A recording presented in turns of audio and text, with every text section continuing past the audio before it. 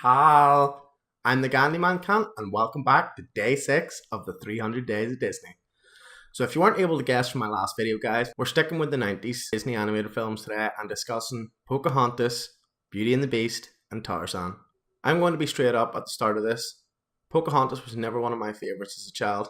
I enjoyed it a lot better when I got older, but that may affect my opinion because I'm not as nostalgic about this film as I am with the other Disney films.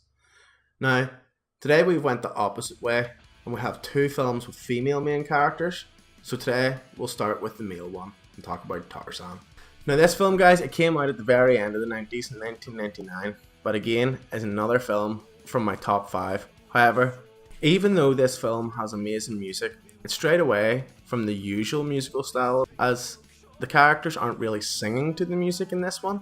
The music is playing over the scenes, and this made this so different to me as a child. The film was scored by Phil Collins and it's probably one of the most memorable soundtracks for me. I loved it and still love it to this day.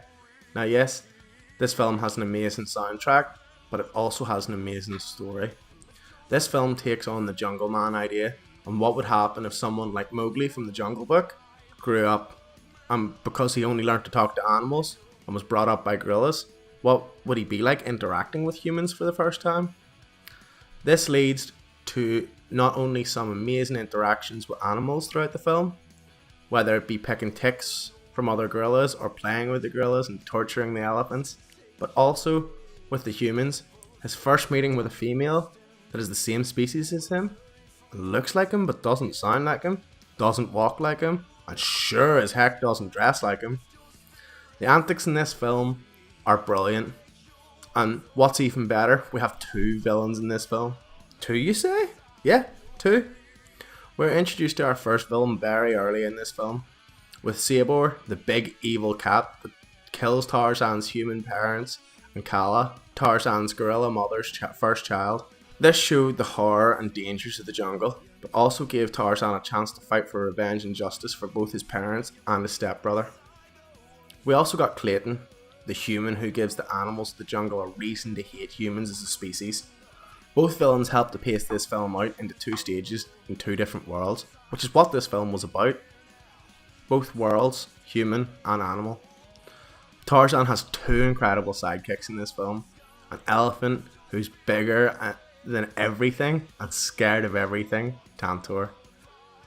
And a sassy female gorilla named Turk that has been Tarzan's best friend his entire life. I love this film, and I think it's mainly from main theme that comes from this film. No matter what world you're from, whether you're human or animal, love is love, and we should all be willing to reach out and touch each other's hearts. Beauty and the Beast. In 1991, Beauty and the Beast was released and enchanted people worldwide. This story of Beauty and the Beast is literally, as good old Mrs. Potts sings, a tale as old as time, with many cultures including Greece, Italy, as well as France, having versions of this story. It's no wonder why this is a tale that Walt Disney Company needed to tell. This story was another one that differed from Disney's usual fairy tale love story, and this is probably what made this film so popular. Instead of our princess getting that typical Disney love at first sight treatment, we get a story that teaches us that true love comes from within, and it took time for the beauty to come around our beast, and all it took was for him to really get to know him. What's surprising about this film is that it took so long to get it. Walt himself wanted to make a Beauty and the Beast film since the 1930s, with Walt even making attempts on the film in 1930 and the 1950s, before he decided at the time he couldn't bring the film to justice.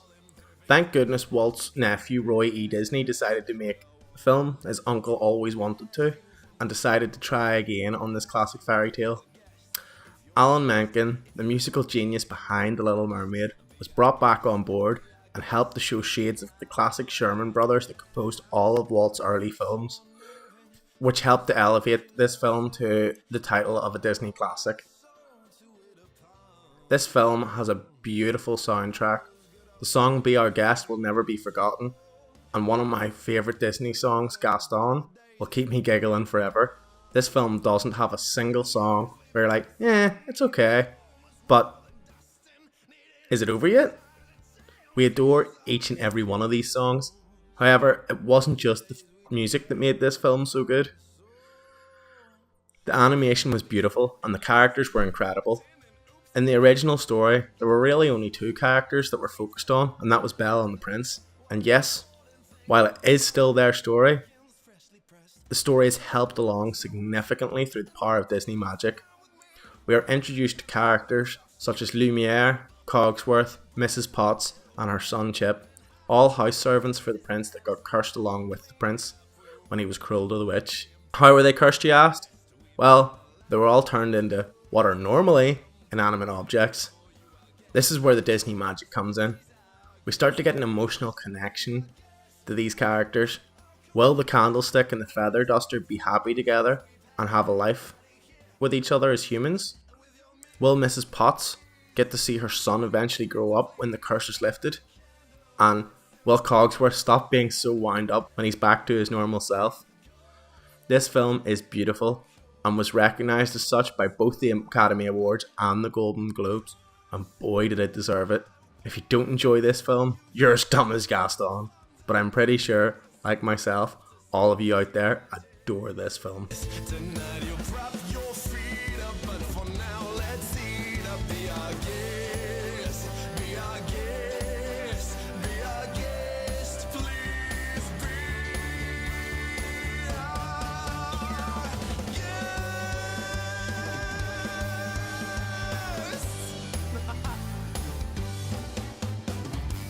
Now, Pocahontus, as I've already said, guys, I wasn't a huge fan of this when I was younger, and if it wasn't for Pocahontas' loyal little raccoon sidekick, Miko, I don't think this film would have been memorable at all for me. Pocahontas came out in 1995 and is the story about a Native American girl called Pocahontas, which literally means little mischief, and her meeting with the English that finally arrived to try to claim the New World for their own. Now, with this film, as always, Disney took plenty of liberties, but I think this one got the biggest backlash because this was the first time Disney swayed from the fairy tale area and took a story from history and about someone that actually existed. Disney's reasoning behind this is because they wanted two people from two different worlds to come together, fall in love and break the divide between these worlds. And this couldn't exactly work if Disney had a 12-year-old girl falling in love with a 30-year-old man. John Smith, voiced by Mel Gibson, arrives in Jamestown in Virginia looking for gold, and he ends up meeting our native princess. We see these two introduce each other to their worlds and fall in love with each other along the way, while she teaches him just because her culture isn't as advanced as his, it doesn't mean they aren't happier and more spiritually content than them. They keep ideas of early Native Americans and how important nature was to their way of lives, with what are beautiful songs like Colours of the Wind and A Talking Tree with Grandmother Willow. But even with all these great aspects, I still couldn't love this film. I'm probably in a small percentage that couldn't love this film, and while I can appreciate it now as an adult, it has never and will never be one of my favourites. However, I still go back and watch it every now and then because I absolutely adore Miko. Hands down, the best thing about that film.